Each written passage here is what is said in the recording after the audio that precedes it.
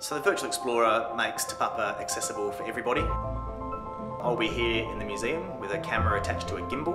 On the other end of that phone call or video call is your classroom with laptop, microphone, speakers, and it's just a conversation.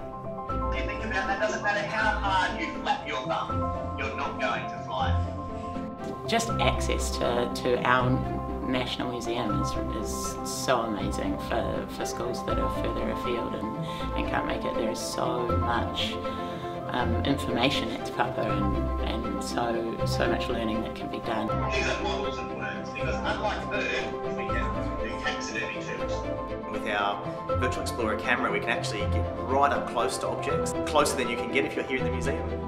For an hour, we'll take you through the museum or a particular gallery that you'd like to focus on. It's before the museum opens, so it's nice and quiet. You can hear what the educator's saying, we can hear you very easily, and you can get up really close to some of the time.